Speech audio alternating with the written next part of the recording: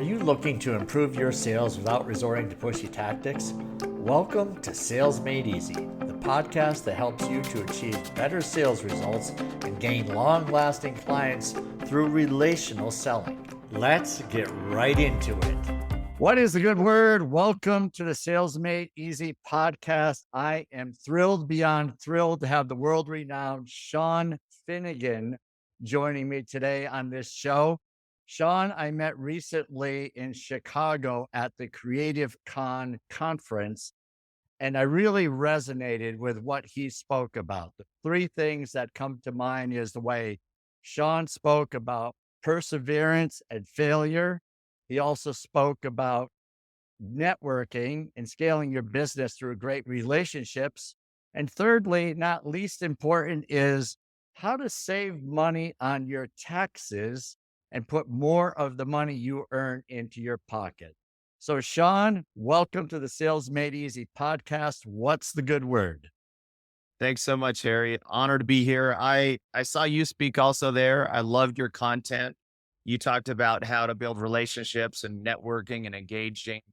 And yeah, that really resonated with me because that's what I'm known for, is the person that, builds relationships and business. And so I took really good notes.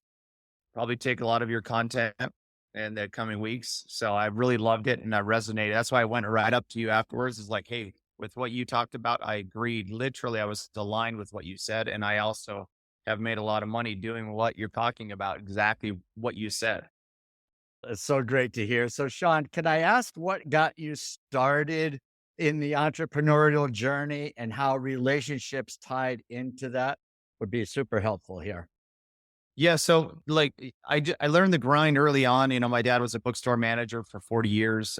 So my mom was a side hustle mom. We were the marketing arm as children, walking door to door and helping, market the business. And I learned sales, going door to door to get my allowance, everything else. And as a kid, I was like, I want to be a business owner one day. If you asked me if I wanted to be an astronaut now, it was like, I want to own a business someday. And I want to be an empire builder, right? And it started at such a young age. And I really didn't start my first business until 2009, which I shouldn't have started a business in 2009. No. Why? What happened in 2009? Remind me?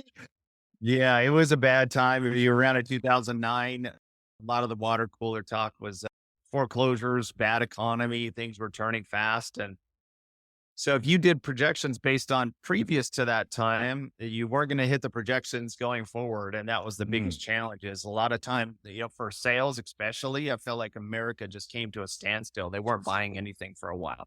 They were shocked. It was as like a shock and awe. Yeah.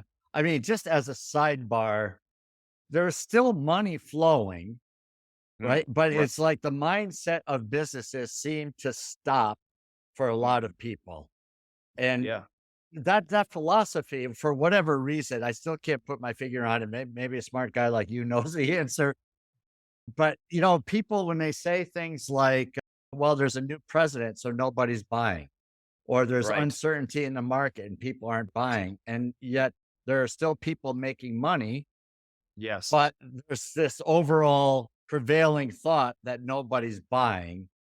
Yeah. But literally, that it does happen. I'm not denying that, but Right. what's your thought on that whole No, I topic? think you're 100% right. I've seen business owners melt down during those times and use it as a way that the business is going to spiral out of control. And it's a self-fulfilling prophecy. If you really feel like no one is going to buy your product, you feel like because of the political situation, it's going to affect me here. And so all those limit your ability to move forward in what you want to do in sales and in business. Yeah. Yeah. 100%. Okay. Yeah. I Uh, literally have a friend who's a mortgage broker, and the mortgage industry has been just clobbered in the last few years, just down like 90%, 80%. And I was like talking to him a couple weeks ago, and I was like, dude, how you doing, man? And he's like, I'm doing fantastic. oh I'm my I'm goodness. doing I've had What? one of the best mortgage years of my life. And I was like, why? And he said, because everyone is out there saying how bad it is and knowing to do a mortgage, and they're not pounding the pavement. They're not talking to the people who are going through life changes and need to sell and need a mortgage. There is a ton of those. So like you said, deals are happening. Money is being exchanged regardless. And which side of the equation are you going to be on? Yeah. Yeah. So good. Thank you for that. Just it's reaffirming because in sales leadership, you have to kind of get through the negativity. And Mhm. if you go in negative, then your results are not going to be good. But I love what you just shared because that industry right now, I don't think anybody is saying they're doing well other than this person. So there's got to be Yes. more than one. But I mean, if one can do it, I'm thinking there's probably others that could do it as well. Yeah, I have a good friend who's a mortgage broker. Same thing, right? Nothing's selling. I hear so many, agents like, "Oh, nothing is selling. We're just in a standstill." Well, he sells luxury, and he's created a magnet for what he Mhm. does, and he does supercar events. And says, "Could because he does luxury, he's like, why don't instead of just getting a seat at the table, why don't I create a table in this and why don't I do an event where I have supercars go check out luxury real estate?" So he does that every other month.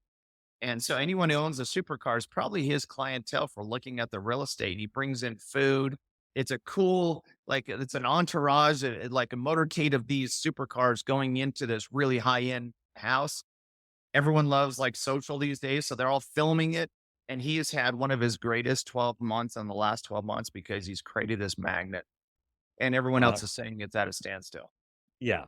Okay. So you just raised a great point. Is here, there's a few. One would be don't sit still and gripe and moan about Yeah. the economy. Number one, he's taking Mhm. action.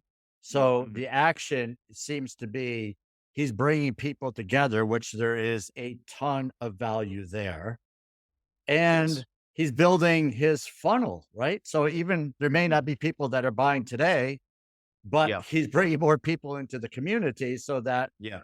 when they do eventually decide to buy, your friend is now like the go-to, Yes. right? 100%. And what I've found in business, I talk to business owners regularly in sales and small business owners. The most common mistake I see is the start is what stops them. So it's the start that stops them, right? Mm, So a lot of times people come in, like I have a friend who wanted to do a podcast. He literally bought $25,000 worth of equipment to do his podcast, and he built out a studio, everything. And his podcast, he does real estate photography in his business. And I mhm. hadn't seen him for a while. I was like, "Hey Ryan, how's that podcast going?" And he's like, "I haven't started it yet because Oh, I'm waiting for this spinning camera around our heads to give me better visuals." It's like it had been like probably a year plus where he'd just been considering and planning and overanalyzing and analysis by paralysis. And I said, "Hey, we're gonna do it right now." And he's like, "What do you mean? I'm not ready." I was like, "Let's just do the podcast." We did a great conversation. He launches that podcast and he's like, now he's done like 150 podcasts. He has a whole podcast wall of his guest on the wall where they sign the photo. I mean, he's done hundreds of thousands of dollars in business because he's sitting with a decision maker in that chair in podcast who can make a decision to say, "Hey, I do like your real estate photography and let's do a deal." wow. Yeah. Hello, anyone out there who is thinking of podcasts? Don't wait for the spinning camera. Yeah. Yes. Oh, that's a great story. You've got a lot of friends. So one of the things, Yeah. so I before I rudely interrupted or we changed path a little bit was the relationship. So you said 2009, you Yeah. started off with a struggle, and I remember hearing the story. I'm not sure of the same one, but you mentioned how you had investors, Yeah. 1.5 million or something along those That's right. lines. And yeah, do you want to just share that story and then tie that into Yeah, the so yeah, relationships? 2009 comes around. I decide I'm launching a business. I don't have an office, so I'm going to sandwich shop every day, and I have a spreadsheet in front of us. Like I think a lot of, especially people who are their small business owners watching this, they've had these moments where you're sitting in front of a computer, and that computer has a spreadsheet. And the spreadsheet, you're putting all your projections in there, what you think you can do in sales and everything else. And sometimes those come out and they spit out an incredible looking report that says that you're going to make a lot of money. It's like a Hosanna moment where you see that. And we had one of those and we're like, we feel like we have a business that can change the world. And it was a live events business. And I have to go raise funds for the first time ever because I have a spreadsheet that says I'm going to be a multimillionaire. I'm going to go raise funds. And I pitched 70 angel investors, which is a it is hard to do, especially if you haven't created a dollar. My pitch was hard. Mm. It was like, hey, I haven't created any revenue. Can you give me 100,000 or 250,000? I mean, these angel investors, they really blood, sweat, and tears earn this money. It's hard earned money. And I pitched 70 of them and 23 of them gave me 1.5 million. Did you know these people ahead of time, or how did you even find these angel investors? It was all about relationships on that one. I Mm. had a friend who was a private equity friend who had done multiple deals with investors and done really great and had a great track record. And it's the greatest compliment someone can give you. That friend brought those angel investors to the table Oh, for us to meet with. wow. Yeah. Talk about relationships. Mhm. So tell me a little bit about that relationship. This friend, Yeah. is this someone you knew for life, or yeah, what was the Yeah. So connection there? I'm a big believer that you're one or two relationships away from getting anything you want in business.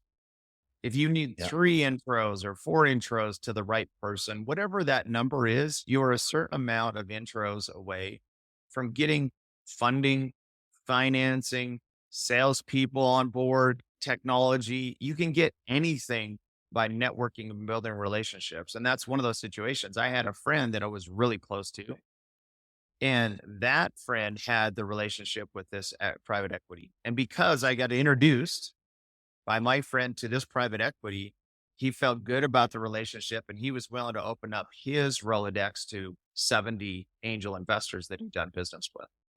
Yeah. That's incredible. So the relationship, as I'm just thinking through this, you really needed to be someone who wasn't just looking out for their own interests, right? Because Right. people don't warm up to that. So how did you go about, did you have this experience of networking and meeting people that you said? What was your mindset going in when you're building these relationships? Yeah. So I felt like for a time I was really good at building relationships like this. And that's actually how I got my funding and everything else. The mistake I made was I launched that business and I still remember, putting that I was a CEO on LinkedIn. It was a happy day. My parents were proud of me. My neighbors thought I was crushing it. I was CEO, and Kevin O'Leary is partners with TaxSide here. And one of his quotes is, in business, poo poo happened. And for me, what I did is I buried my head in the sand to just run this business. Mm, And I had this friend, his name was Kevin, and he was that networking guy, right? He was the mm, guy that was always putting on events and always doing stuff. He kept coming to me. He's like, "You're starting a business. You should actually go out and meet some other business owners." And I'm like, "No, I have these funds. I'm putting my head down. I'm just grinding. Why would I want to go spend time doing that? I've got to go get this thing going. I don't have time." And I kept saying no, literally throughout the year. And looking back, I made lots of mistakes, but my biggest mistake during that year was stop building relationships in business. I just mm, focused on my own business. I never got out of my lane. I never went to networking things. I never reached out for a perspective, even. I had mm. so many people in my contacts that could have reached out and said, "Hey, I'm doing a commission plan. Can you take a look at this?" Most people I'm amazed that they're willing to actually look at your plan and give you Yeah. perspective. Like you're an author. I would like, why didn't some say, "Hey, Harry, I'm struggling with this commission plan." You've probably done a lot of commission plans and you can tell me one of two things. Hey, it's a good plan. Or, hey, have you thought about this? Have you Mm, thought about putting a cap on that? Have you thought about having a review in 90 days after? Have you thought, all the things, and I never did that. And long mm. story short, I over the 12 months, I lost the 1.5, but it was worse than that because I had leveraged my house and car to keep the machine going. My goodness.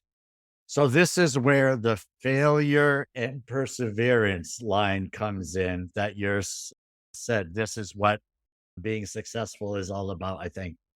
So talk to me a little bit about that. Yeah. So, for me, a rock bottom was a Thursday night. And I had this pounds per square inch pressure. Literally, it was a physical. There's a difference between problems and pain. I think a lot of salespeople will just focus on the problem. Hey, we're here to solve this problem, which is great. Problem's part of the equation.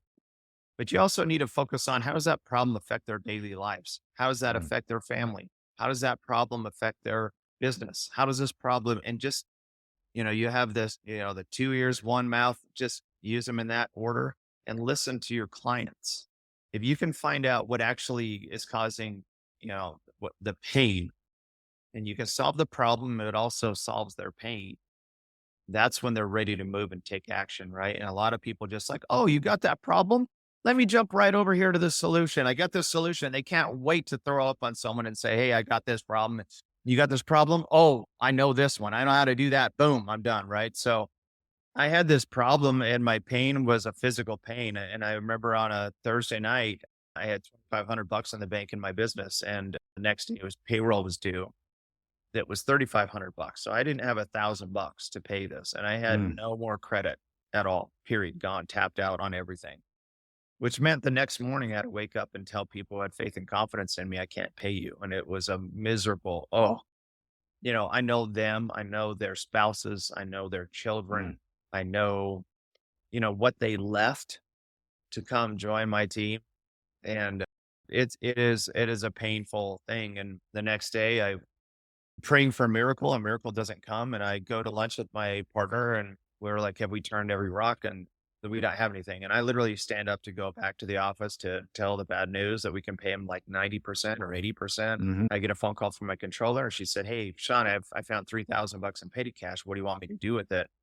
And I was like, I want you to hang on to that money. And I rushed to the office and I took the cash and I put it in the bank and I cut physical checks. And I still remember going back to each individual, looking in the eyes and handing in those checks. And I made payroll by 2,000 bucks that day. My goodness. Did they ever before today, did they ever hear that story? Or, I mean, have you shared No, that with them over time, or is it I they was pretty transparent at the time. What I oh, learned is you have to be real mm, people. And it's a theme now. Everyone knows authenticity is the win. yeah. You go for authenticity the win. And I'm around really successful people. The worst thing you can do around a successful person is like, "Oh, I'm crushing. I'm doing this and I got that and I got that, man." And just like literally rainbows and cotton candy, they don't believe it. No one who's actually been through that tough road behind them and has found success actually believes any of that bull crap. It is all crap. So the Mm, more the more real, and so I was very transparent with our people mm, and they yeah. understood. They knew we were struggling and they were also when you also can be transparent with them, they're like, I want to dig deep for you. I want to help. I want to work harder. I want to because you're not faking. There's no surface level. It's deeper. Yeah, that whole thing about the human connection when they see the real you. Mm. I mean, it's hard to do if you've never done it. Yeah. And you probably have seen people, it's like, you gotta be real. You gotta let people Yep. know, or you don't have all the answers. I mean, we all have lived that, right? It sounds like you've Yep. lived it where you felt like you had all the answers when you said, I didn't even ask anyone. I know I Right. have. It's like, well, I'm in Yeah. this position, so I must know. I have to know because they put me in this position or something. Yeah. But Right. yet when you become real, that's Yeah. when the real connection takes place. Yeah. I have a coach right now that's men's coach, and he says that most people live at surface level, that our true self is down here, but Mm, we never want to show our true self. And we feel like if people see our true self, they're not going to like our real person, right? yeah. And that couldn't be farther from the truth. And there's a great book called Wild at Heart. It's about two guys go to church and they're like, "Hey, how you doing?" One's struggling with his daughter, one's struggling with a relationship with his spouse, and how you doing, brother? Oh, and life's great, so blessed, never been better. The other one says the same thing, and they leave not feeling neutral. They feel actually worse because the surface level is a surface level connection. They both leave and they feel guiltier. And they're like, well, that guy's really crushing it. And I'm the only one in this world that's not.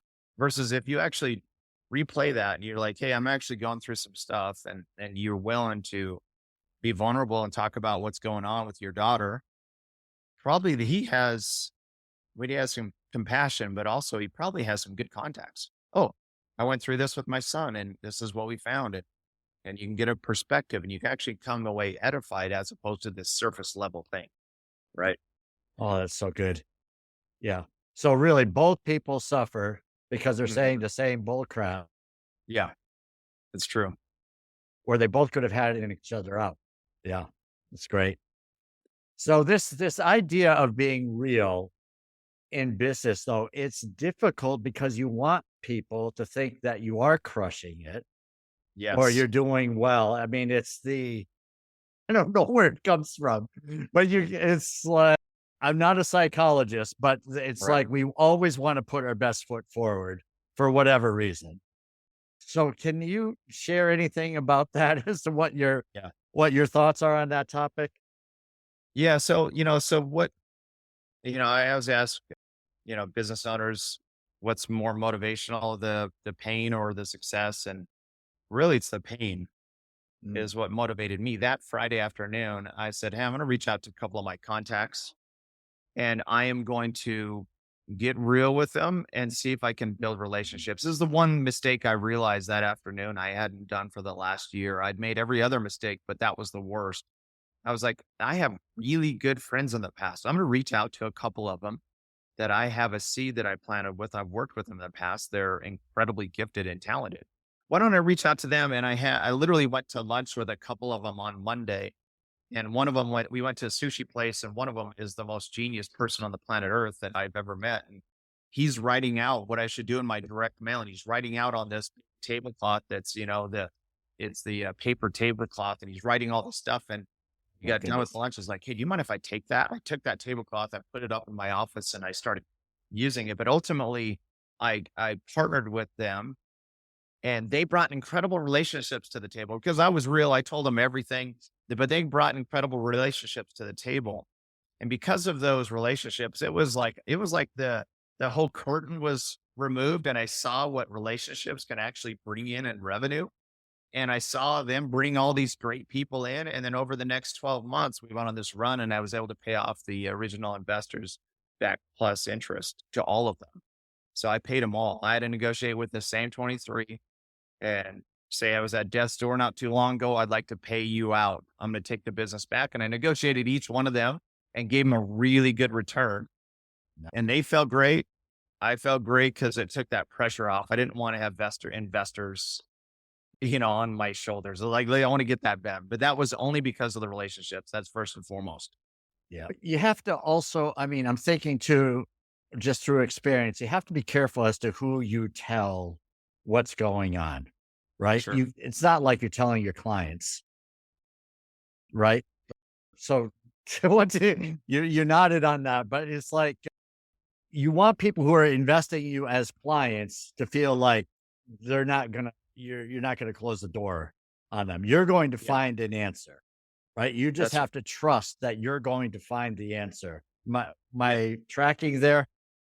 Yes, 100%. A lot of companies just say, hey, what's our greatest asset? Is it the people? Is it, the product and everything else? And really at the end of the day, it's your customers are the greatest product. Sam Walton said that customers can fire all of us all the way up to the CEO, right? So the customer is the greatest asset. And no matter what, they need to come first. Like Yeah. you really have to fulfill, you have to take care of them. And literally, if I had no money in the bank, I would have spent like all my physical time to get through all the fulfillment and all the product I had stored to make sure that that was taken care of. Because at the end of the day, that's where your confidence needs to be. And that's where your priority does. Yeah. And even though you might be miserable, feeling like you're at the end of the rope, you cannot let that come through with your clients, right? Yes.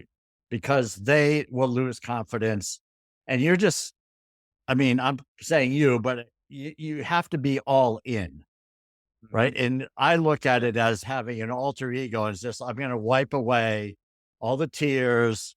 I'm going to think Yeah. nothing but positivity, gratitude because of this person that is Yeah. investing in me. And that way you plow through Absolutely. it in spite of the adversity. Thoughts on Yeah. that? And I think the heart and soul of that is believing what you're offering and selling, right? Mm, I love the old Zig Ziglar story.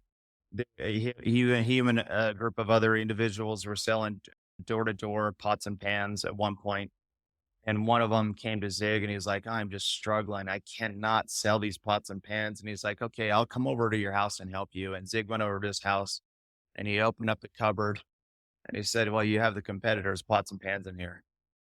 That's your problem. You need to actually have our pots and pans. You need to believe in what you offer. You need to have confidence in what you say. You need to really love the people, but you also have to believe in it. It's like an old school thing with me is like, I really believe that you got to believe in what you offer and what you sell. That's so true. Shawn, this has been great. Can you tell our listener what it is that you're doing today with taxes and helping out small businesses? Yeah. So I work with Kevin O'Leary, the Shark Tank guy. So we market his brand heavily and we're out there. Our banner is really three things. So we onboard a lot of clients at Tax Hive, and we found that the most small business owners make three mistakes. One, they try to do everything themselves. That's first and foremost. They're probably really good at creating a product, really great at creating a service, but when it comes to actually taxes, they're not great at that, but they try to do it anyways. And we see mistake after mistake, stepping over a dollar, pick up a dime.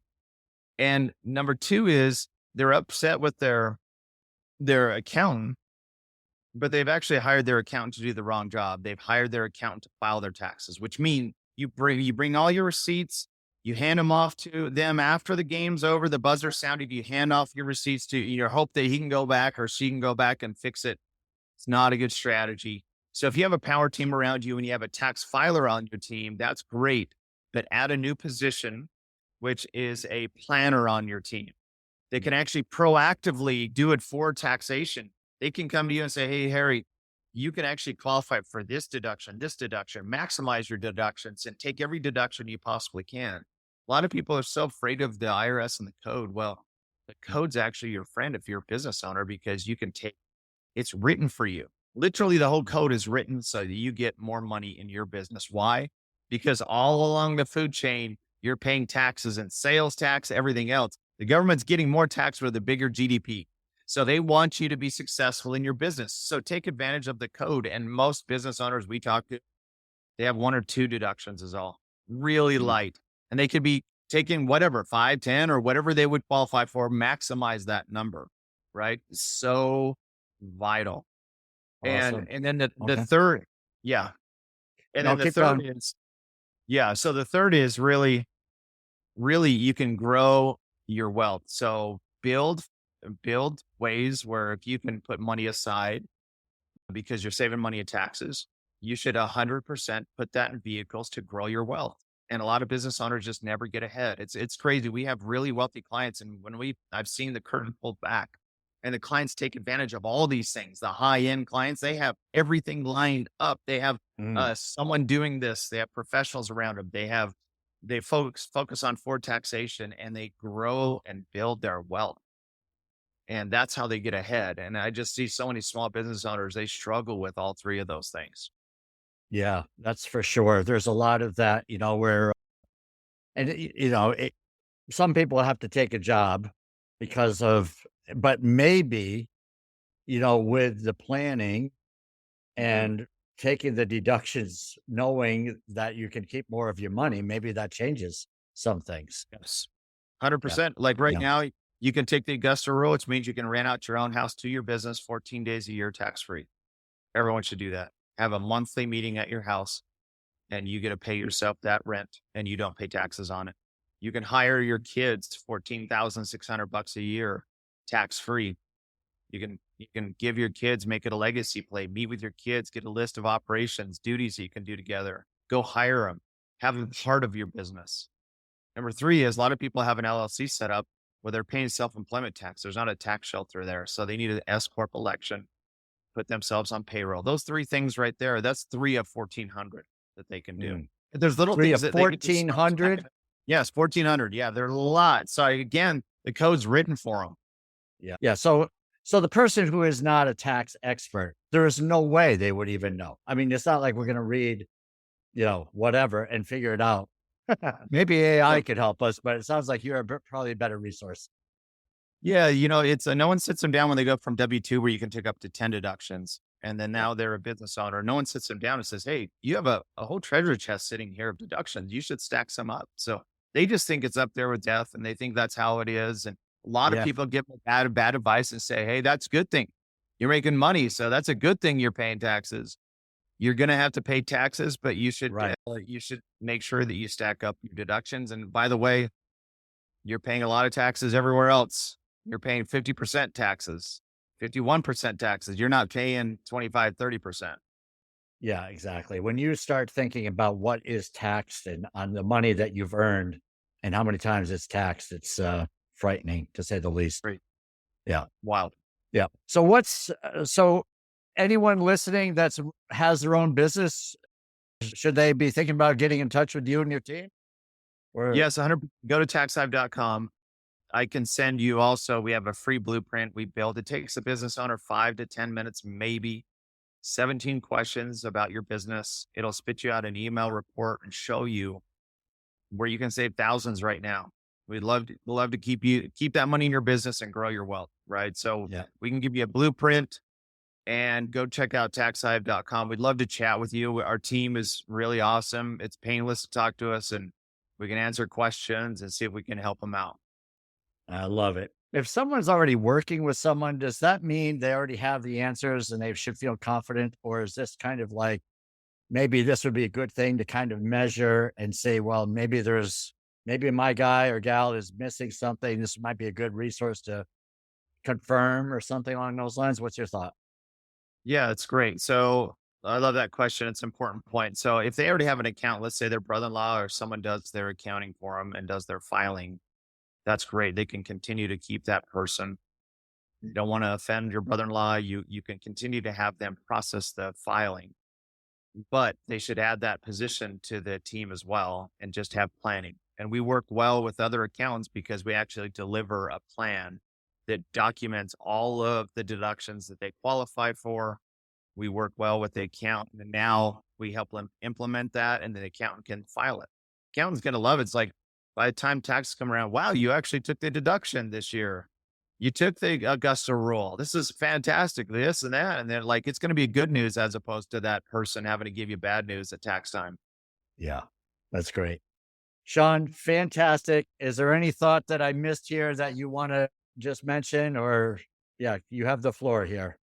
No, I think I love building relationships in business. I think you can go out and you can really, everyone that tells me word of mouth is how they build their business. I love word of mouth, but I think you should a multiple on that word of mouth. And I think you should really turbocharge that and do what you talk about in your training that I saw you on that stage. Just get comfortable being uncomfortable, build a lot of relationships, bring those to the table, and you're going to make a lot of money. So good. My big takeaway on this is don't get so caught up in your business that you forget about the relationships. I may have been guilty of that once or twice. Very good. Awesome. Thank you, Shawn Finnegan. You're the man. Thank Totally you. appreciate you joining us here today.